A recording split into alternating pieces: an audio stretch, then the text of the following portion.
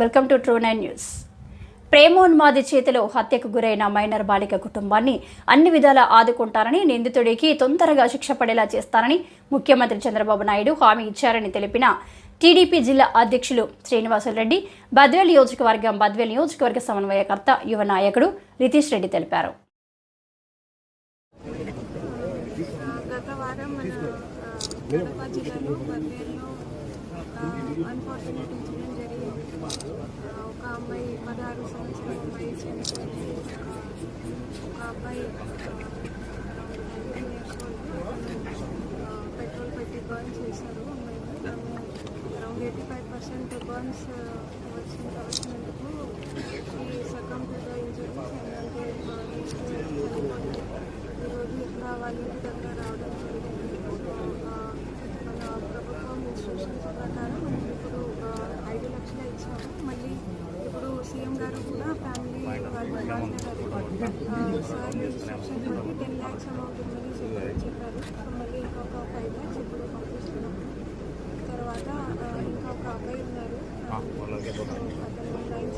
9th చదువుతారు కూడా ఒక మంచి రెసిడెన్షియల్ స్కూల్కి అడ్మిషన్ ఇవ్వమని సీఎం గారు ఇన్స్ట్రక్షన్స్ ఇవ్వడం జరిగింది. మేము అది ఫాలో అవుతూ తర్వాత అతన్ని అడ్మిషన్ చేయడానికి మేము చేస్తాము. తర్వాత అమ్మగారికి కూడా ఒకటి మంచి ఎక్కడైనా అవకాశం ఉంది, ఏదైనా ఉద్యోగం కల్పించడానికి కూడా ఇన్స్ట్రక్షన్స్ అవైలబుల్ చేయడం అది కూడా మేము చేస్తాము. సో మా ఫ్యామిలీకి అయితే ప్రతి ఒక్కసారి చేస్తాము. వాళ్ళ ఫ్యామిలీ కూడా మన పాప ఇదే చనిపోయింది, తను వేరే ఎవరికి కూడా ఎట్లా ఉండకూడదు, అట్లా పని చేయాలి ఇట్లా చెప్పడం జరిగింది. సో పోలీస్ కూడా చాలా యాక్టివ్గా కేసుని పర్సూ చేస్తుంది. సీఎం గారు కూడా స్పెషల్ కోర్టుకి రిఫర్ చేశారు కేసుని. సో ఖచ్చితంగా జస్టిస్ అయితే అవుతుంది. సేమ్ డే అక్యూజ్ని కూడా పట్టుకోవడం జరిగింది బై పోలీస్. సో ఇది 16 సంవత్సరం కాబట్టి పాక్సో కూడా కేసు పెట్టడం జరిగింది. దాంట్లో కూడా ఎఫ్ఐఆర్ అయింది కాబట్టి దాంట్లో 25,000 అమౌంట్ వస్తుంది. మళ్ళీ క్యాష్ షీట్ అయిన తర్వాత మొత్తం 1 lakh అమౌంట్ కూడా ఫ్యామిలీకి ప్రతి ఒక్కసారి బద్వేల్లో గత కొద్ది రోజుల ముందు జరిగిన సంఘటనకి ముఖ్యమంత్రి చంద్రబాబు నాయుడు గారు ఆదేశాల మేరకు జిల్లా కలెక్టర్ గారు, వాసు గారు, మేము ఇక్కడున్న స్థానిక వాళ్ళందరూ ఆయన దృష్టికి తీసుకెళ్ళినప్పుడు ఈ సమస్యలకి కఠినమైన చర్యలు తీసుకోవాలని మేము కోరడం జరిగింది. ఈ కుటుంబానికి అండగా ఉండాల్సిన అవసరం ఉంది. ఈరోజు రాష్ట్రంలో పెద్ద దిక్కు ఎవరు, కుటుంబ సభ్యులందరికీ పెద్ద ఆయన ఎవరంటే ముఖ్యమంత్రి చంద్రబాబు నాయుడు గారు. కాబట్టి ఏదైనా రాష్ట్రంలో ఏది జరిగినా కానీ ప్రతిపక్షం ప్రభుత్వం మీద ఈజీగా తోసేయడం అవుతుంది. మేము ఒకటే అడుగుతున్నాం, గత 5 ఏళ్ళుగా ఎన్నో జరిగినాయి రాష్ట్రంలో. ఈ విధంగా అదే రోజు ప్రభుత్వం బాధితుల మీద చేసిన దుర్మార్గుడి మీద అరెస్ట్ చేసి కోర్టు కూడా ఫాస్ట్ ట్రాక్ కోర్టు పెట్టి కఠినమైన శిక్ష ఉంటుంది. ఈరోజు క్యాబినెట్లో కూడా ఖచ్చితంగా దీని మీద దిశానిర్దేశం తీసుకుంటాం, అందరికీ డైరెక్షన్ ఇస్తామని ఆ కుటుంబానికి ఇప్పుడే ముఖ్యమంత్రి గారు చెప్పడం జరిగింది. ఆర్థికంగా ఒక 10 లక్షల రూపాయలు ఇవ్వడం జరుగుతుంది. నేను ఒకటే చెప్తున్నాను, ఈరోజు కూటమి ప్రభుత్వం మరియు తెలుగుదేశం పార్టీ ఎక్కడున్నా మహిళలకి భద్రత కలిగించేలాగా విధానంగా ముందుకు పోతాం. మహిళలు ఎక్కడైనా స్వేచ్ఛగా ఎటువంటి ఇబ్బంది లేకుండా తిరిగేదానికి ముందుకెళ్తాం. గత ప్రభుత్వం ఈరోజు మన దగ్గర చూస్తే అనేక భూ కబ్జాలు, గాంజాలు, వీటన్నిటిని వ్యవస్థని భ్రష్టు పట్టించినారు. దీన్ని తీసుకొని ఒక గాడిలోకి తీసుకొని వచ్చేదానికే 100 రోజులు పట్టింది. ఈరోజు సిస్టమ్ని సెట్ చేసి ఖచ్చితంగా శిక్ష అనేది ఎలా ఉండాలంటే ఇంకోరు ఆలోచన కూడా విధానానికి ఆలోచించకుండా ఇలా ముందుకు పోకూడదు అనేదే ఈరోజు ముఖ్యమంత్రి గారు ఇది చేయడం. కుటుంబానికి భరోసా కోసమే మేమందరం అండదండగా నిలబడతాం. ఆయన కూడా మీ అందరికీ ఒకటే కొడుతున్నాను, రాజకీయాల కంటే ఈరోజు కుటుంబంతో అండగా ఉండాలనే మీ అందరినీ పిలుపునిస్తున్నాను. ఎంత చేసినా కుటుంబ సభ్యుడిని పోగొట్టుకుంటే ఎంత బాధో ఆ అమ్మకి, వాళ్ళందరికీ మనందరం శక్తి మరియు అండదండలుగా ఉండాలనే నేను కోరుకుంటున్నా. మీడియా మిత్రులు కూడా ఒకటే అడుగుతున్నా, వీటన్నిటినీ మీరు ఒక కమ్యూనిటీ వాచ్ డాగ్ లాగా అన్ని ప్రభుత్వం దృష్టికి తీసుకొని వస్తే, ఇలాంటి అన్నిటినీ ఒక మంచి ప్రచారం చేసి ఇలాంటివి చేస్తే యువకులు కానీ వేరే వాళ్ళు కానీ ఇబ్బంది పడతారు అనే మంచి నినాదంతో బద్వేల్ని ఖచ్చితంగా ఈరోజు రాష్ట్రంలో మన సైడ్ చూస్తుంది, ఇక్కడ ఇంత అఘాయిత్యాలు జరుగుతున్నాయనే ఇబ్బంది కాకుండా మంచిగా త్వరలోనే పోలీసు వారు కూడా కోరడం జరిగింది. కూంబింగ్ కానీ కఠినంగా చెక్ పోస్టులు ఏర్పాటు చేసి ఎస్పీ గారిని ఖచ్చితంగా వెరిఫికేషన్ చేయాలా, ఇవన్నీ సమస్యలకు తీర్చాలని మేమందరం కోరడమైంది.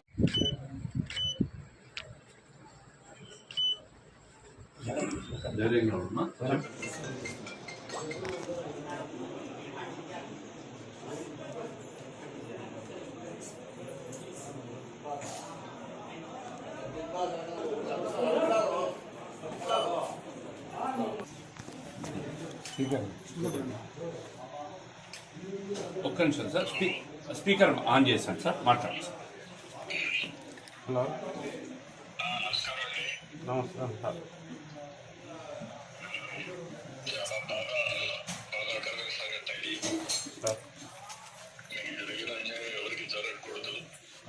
సార్ చాలా దుర్మార్గం జరిగింది, చాలా బాధ వేస్తుంది ఈ విషయం చూసినప్పుడు. సార్ ఎంతమంది మీకు పిల్లలు? సార్ సార్ ఈ అమ్మాయి ఎన్నో అమ్మాయి? పెద్ద పాప సార్. రెండో పాప ఏం చేస్తుంది? బాబు సార్. అతను ఏం చేస్తాడు? అతను 9th క్లాస్ చదువుతాను సార్. చెప్పి మామూలుగా స్కూల్లో. ఓకే, ఎట్లా జరిగింది? నీకేమన్నా కొంత అవగాహన ఉందా ఈ ఇష్యూ మీద? లేదు సార్, అదేం నాకు తెలియదు సార్. అది నేను పనికి పోతాను సార్, రైస్ మిల్లో పని. అదే మీ మదర్, మీ వైఫ్ కానీ ఆవిడ కూడా ఏం తెలియదా ఇది? లేదు సార్, తెలియదు సార్ మా వైఫ్ కూడా. అంటే చాలా దుర్మార్గం ఇది, వాటి చేసిన ప్రవర్తన. వాళ్ళని కఠినించాలి సార్. మీరు నేను అందుకని ఏం చేశానంటే, మీరు చూస్తుంటారు, చూసినా సార్? నేను ప్రత్యేకమైన కోర్టు వేశాను. అవును సార్. ఆ కోర్టు కూడా ఈ అమ్మాయి మైనరు, అవును సార్. గురి శిక్ష పడాలని నా ఉద్దేశం. సరే, అదే సార్, అట్లే చేయాలి సార్ వాళ్ళని. అట్లా చేస్తేనే మిగిలిన వాళ్ళకి భయం ఉంటుంది, మనకు జరిగిన అన్యాయం జరగకుండా ఉంటుంది. అదే సార్, ఓ బిడ్డకు నా బిడ్డ జరిగిపోయింది అనే బాధ కాదు సార్, ఓ బిడ్డకు జరగకూడదు పెట్టాడు బాధ సార్. అందుకని నేను అందుకనే ఏం చేస్తానంటే, స్పెషల్ కోర్టు పెట్టాను. సరే సార్. స్పెషల్ గా సిట్ ఒకటి వేస్తాను, అంటే ఒక ప్రత్యేకమైన పోలీస్ ఆఫీసర్ పెడతాను. సరే సార్. మీరు కూడా సహకరించండి, అతని గురి శిక్ష ఇప్పిస్తాను తొందరలోనే. సరే సార్. ఈరోజు క్యాబినెట్ కూడా నిర్ణయం చేసుకొని నేను అవన్నీ చేస్తాను. మీరు ధైర్యంగా ఉండండి. మీ కుటుంబానికి కూడా ఎక్కడ చదువుతున్నా మీ అబ్బాయి? సార్ ఇక్కడ బద్వేల్లో బయట స్కూల్ సార్. పని చేస్తారు, రెసిడెన్షియల్ స్కూల్ పంపిస్తాను, పంపిస్తే చదివించుకుంటావా? నేను పంపిస్తాను. సరే సార్, అట్లే సార్, చేస్తాను సార్. పని ఆ స్కూల్ పంపించిన చెప్తాను, కలెక్టర్ పంపించి నేను చదివిస్తాను. సరే సార్, అట్లే సార్. మీకు కూడా 10 లక్షల రూపాయలు ఆర్థిక సహాయం చేస్తాను కుటుంబానికి. సరే సార్, అదే నా భార్యకి ఏదన్నా చూడండి సార్, నాకు ఆరోగ్యం బాగలేదా? ఆవిడ ఏం చేస్తుంది?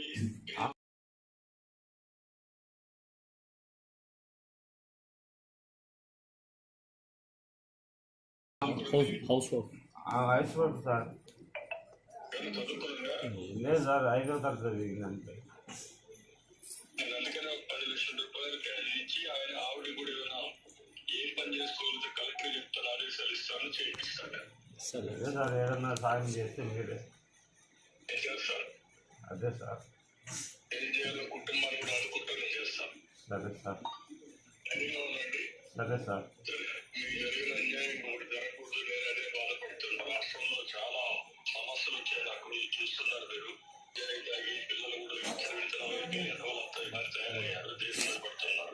సార్. నేను కూడా కఠినంగా వ్యవహరిస్తే తప్ప వీళ్ళకి బుద్ధి జ్ఞానం రాదు. అవును సార్. ఇంకో ఆడబిడ్డ జోలికి రాకుండా అట్లా పని చేసి సార్, నా బిడ్డ పోతే పోయింది, నాకు బాగా కానీ ఏదో బిడ్డ జరగకూడదు సార్. నేను చేస్తాను, మీరు చూస్తారు కదా, మీరు వాచ్ చేస్తారు. నేను ప్రత్యేకమైన శ్రద్ధ పెడతా, నేను చేసి చూపిస్తాను. సరే సార్. ధైర్యంగా ఉండండి. సరే సార్. సార్ ఇప్పుడు 5 lakhs కలెక్టర్ గారు మేము వచ్చి ఇస్తుంది 10 లక్షలు ఇవ్వాలి. 10 లక్షలు సార్. అది కలెక్టర్ ఇవ్వండి. ఒక్క నిమిషం sir. Sir good morning sir. Good morning. చూడమ్మా, ఇప్పుడు ఆ ఫ్యామిలీకి 10 lakhs ఇవ్వండి. Okay sir.